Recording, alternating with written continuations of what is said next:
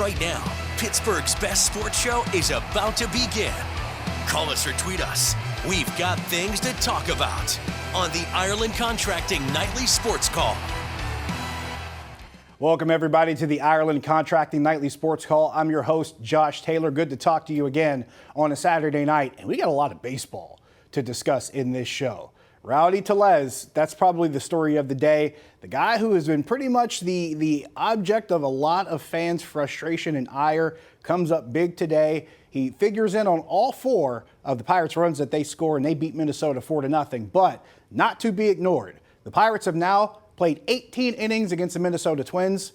They have now allowed 0 runs in those 18 innings. That's worth pointing out. And I think they've scored 7 runs in those 2 games, but have not given up a run to Minnesota. So that is something that just reflects on the work this pitching staff has done. Now, last night, Mitch Keller was the man on the mound. He went 6 scoreless. Today, they went with an opener, Carmen Mlodzinski. Then it was a bullpen game, but they still shut the Twins down, and they got a chance for a 3-game sweep tomorrow with Jarrett Jones on the mound. So their odds look pretty good. But to help me talk about those things is a man who's been around this team quite a bit in the not-so-distant past. He is Jason Mackey from the Pittsburgh Post-Gazette. He joins me this evening.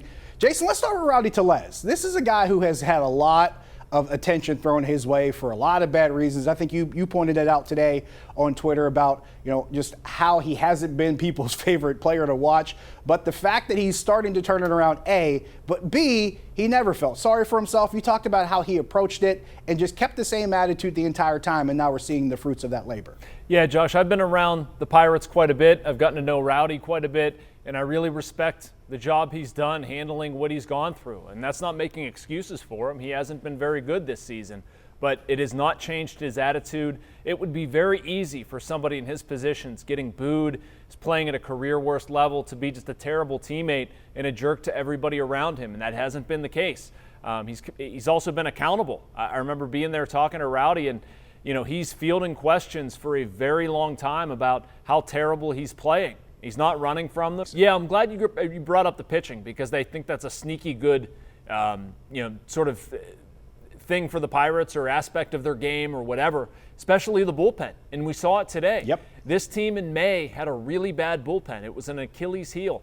They're showing that was sort of a blip. They've worked their way out of that. David Bednar was in a funk early on. He's been the David Bednar that everybody expected of late. Aroldis Chapman has been much, much better. Colin Holderman has been outstanding for most of this season. If they could get Carmen Mlodzinski more into the form that he was last year, I liked what I saw today from him. Luis Ortiz has been outstanding. I mean, the Pirates are going to have to win games with their bullpen. And if you give me the starting rotation of Keller, Skeens, Jones, your top 3, Bailey Falter's been good, you figure out the 5th spot in a reliable bullpen, they don't need to score that many runs. I mean, it would be great if they do. Certainly not going to turn those down, but you give yourself a chance with great pitching like that. I say this all the time. As long as I've been talking about baseball and covering it, 4 is the magic number, Jason. You know this. Yep. A team that can score 4 runs or more is in every game they play. You score less than 4, you're probably rolling the dice. 412-575-2600. That is the number. Give us a call. Plus, we're taking your tweets at Josh Taylor HD. We will take a break. When we come back, we got our tweet of the night. We're taking your phone calls. We're taking your tweets. And we're talking more Bucco baseball. Stick around. Welcome back. Time for our GMC Sierra tweet of the night. Comes from Joe Block. We mentioned this at the top of the show. Rowdy Tellez in the month of June. 7 for 14, 7 RBIs. He has a slugging percentage of .857 in that span. Just starting to really fix things around. Something else I pointed out during the news at 10 o'clock. He has raised his batting average 37 points just in the month of June, from 171 to 208. That shows you just how much one good streak can help you and how much one bad streak could hurt you. But Jason Mackey of the Post-Gazette's here with me this evening. We talked about the hitting. We talked about the offense. We got into a little bit about the pitching. I wanted to talk about Mitch Keller, because I mentioned this also during the news at 10. Mitch Keller now, his last 6 starts, since the beginning of May, his last 6 starts, he's won all 6. Pirates are 6-0. He has 6 quality starts. His ERA, I think, is somewhere around 2. He's given up 5 runs in like 39 innings with 35 strikeouts. And we've talked so much about Jarrett Jones and Paul Skeens, but is Mitch Keller the hottest pitcher on this staff right now, Jason? He might be, Josh. He very well might be. And the ERA, I believe, in that span is 1.13. Thank you. It is very good. He's just looked so good, and we've been so enamored with Jones and Skeens for perfectly understandable reasons. But this is the $77 million man who's really coming into his own. He's been fun to watch. Yeah, it's one of those investments that we tend to not always look at. We always look at what the Pirates haven't done and money they haven't spent. They invested in this guy, and he's making a big return on that investment up until this point. You mentioned having that big three. We got a tweet here asking the question, with the Pirates having Skeens, Jones, and Keller as the top three in the rotation, do you think around the trade deadline maybe the Pirates could become an interesting destination for a pitcher to come to this roster, Jason? That's not the route I'd go. If you can get one on a discount, absolutely. But I look at this roster and I think other places. I would ideally like maybe Quinn Priester to work out, Martin Perez to get healthy. I'm not sure one of those two would be great. Even Domingo Germán is in AAA. I know he was not good his last time out. I would not spend resources there. I mean, if you're going to load up on some places, fine. But, you know, I want to see what happens with Rowdy. The optimistic part of me says that everything's going to be fine and he's going to be that first-base complement.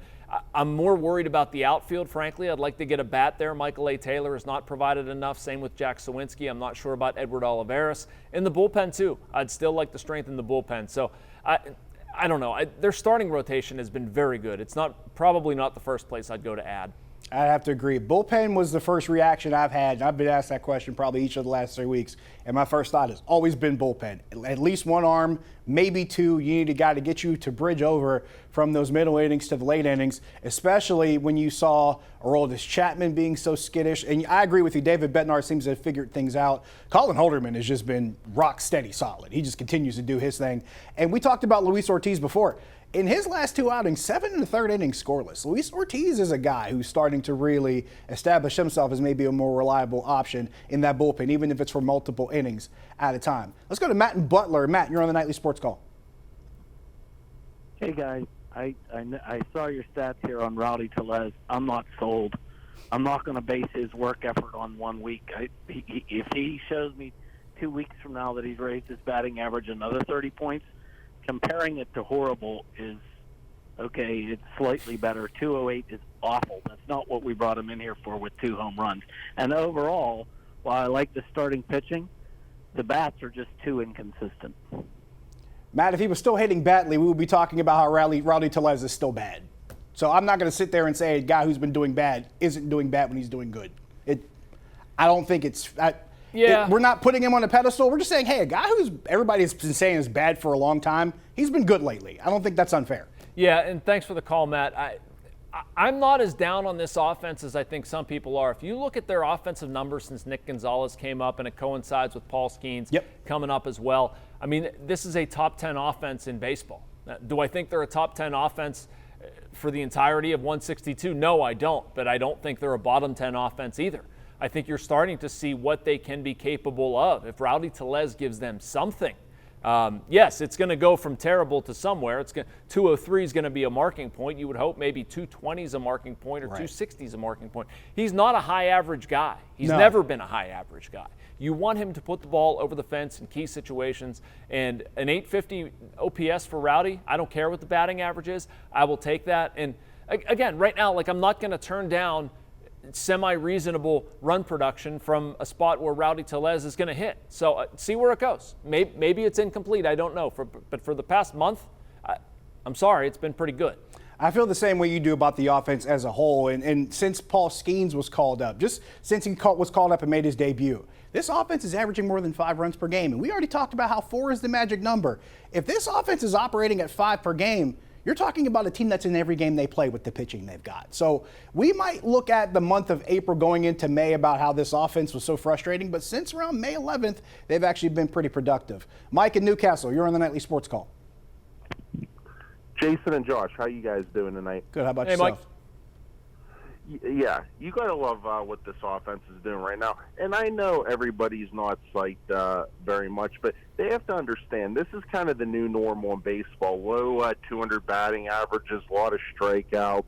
It's just how it is, because I believe the pitch clock thing really affected the hitters, because they can't step out and slow the pitcher down. That's a real weapon, because I believe since the pitch clock came into it, pitching's been a lot better, and people just have to understand it. But you got to love what this team's doing right now. It's a dangerous team, and I don't think anybody wants to play them right now. What do you gentlemen think?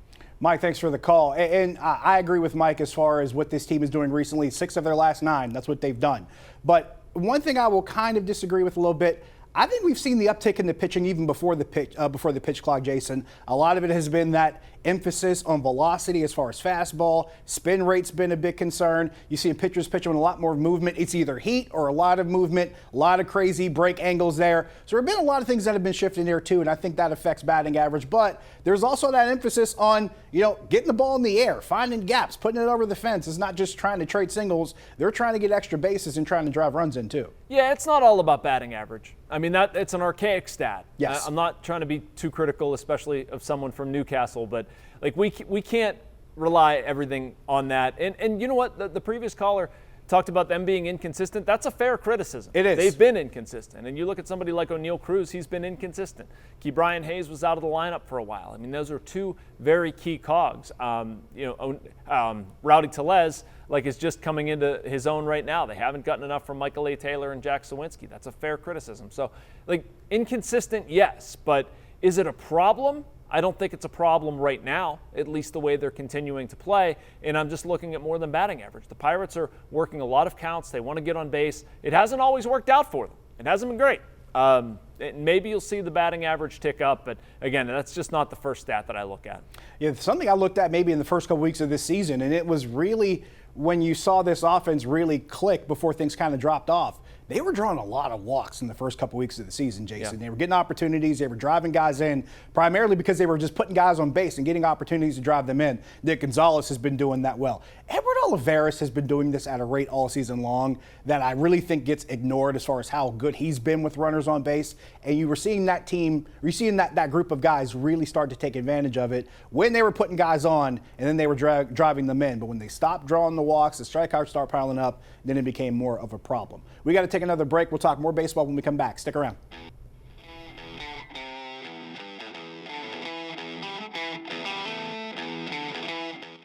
But before we go, we still got Jason Mackey here from the Post-Gazette for a few more minutes, and we've got time for one more call. John in Portersville, you're on the Nightly Sports Call. Hello. Hello, John. Yeah, hey, like your show. Appreciate you. Thanks.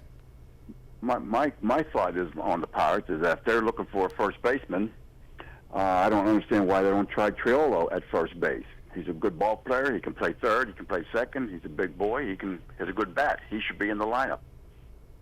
That was a discussion I think we had last year, Jason. We were just trying to find a place to put Jarrett Triolo because we knew he could hit, and his primary reason for being up here last year was when Brian Hayes got hurt. So you needed somebody playing third. Jarrett Triolo had the glove. He just so happened to have a good bat to match. And then Brian Hayes got healthy, and you're going, what do you do with Jarrett Triolo? I'm with you on the prospect of having a good complement to Connor Joe. I have been beating the Connor Joe drum at first base pretty much for about 6 weeks now. I think he's about as capable as anybody of an option as a right-hander. If you want to try to platoon him with a left-handed option, I would be surprised if they didn't look at one. I know you're bullish on Rowdy Tellez, but I continue to keep going back to the same 2 things, and I'm with you. I think they need a better bat in the outfield, at least someone to help them complement, some help in the bullpen. But yeah, if there's an option there at first base, I don't think there's a reason why they shouldn't look into it. Yeah, I'm totally fine with Jarrett Triolo being on the team. He adds a lot with defensive versatility. He's good at third, second, first, could even play a little bit of shortstop. They can bump him out to the outfield. That's not a problem. And that adds value as a 26th man on the roster. But as far as hitting enough to carry what should be a power position, I don't like it. His OPS is in the 600s, and that required a bit of a climb. He was in the 500s at some point. That's just not enough for what should be a run-producing spot. Again, it's a little bit redundant with Connor Joe. They're both right-handed hitters that fare well against left-handers. Ideally, you want a left-handed power bat, which is what Rowdy Tellez should be. I'm not saying that's what he's going to turn into. That would obviously be the best-case scenario. But Jarrett Triolo just hasn't hit enough to earn a regular spot at this point. Yeah, I agree there. I was thinking about that. I kind of kicked that idea around last year, and the more I thought about it, the more I thought, you know what, him being an internal option there at 3 different spots in the infield, especially at second base. Let's say something happens, God forbid, to a Nick Gonzalez. Maybe there isn't as much of a drop-off if Jarrett Triolo has to spell in there for a little bit at a time, or maybe even just as a pinch hitter every now and again that you need off the bench that might be capable of helping you out, because I think his approach, especially with guys on base, helps you out if you can put runners in scoring position. So he's definitely helpful for you there. One thing I wanted to throw out for you, we got about a minute left here. If there's a guy in this system, maybe in the AAA, that you think could help them for a run in the playoffs, who do you think it could be? Position player-wise, it's pretty thin. I want to see what they have in Matt Gorski, maybe Jake Lamb. Obviously, Rowdy, if he figures it out, it's going to impact those two. The guy I'd give you, Josh, is Braxton Ashcraft. He's a pitcher. He's actually in Double-A in Altoona right now. Has some nasty stuff, throwing in the upper 90s. Could maybe start, but somebody who can give him some innings, multiple innings out of the bullpen. We saw him in spring training. He's on the 40-man roster. That would probably be my guy. I would not go to Bubba Chandler or Anthony Solometo at this point. Solometo's kind of struggled, but I think Ashcraft's probably my guy there. And maybe a little David Price situation when he first got brought up with Tampa, get him in the bullpen there, some innings in the postseason. I kind of like that thought. Good stuff there with Jason Mackey, and we're always glad to have Jason, and thanks for the time. For Jason Mackey, for our producer Jeremiah Miller, and our team here at KDKA, I'm Josh Taylor saying thank you for watching, thank you for your calls, thank you for your tweets. It's you guys that make this show great. We're right back here tomorrow night. See you then.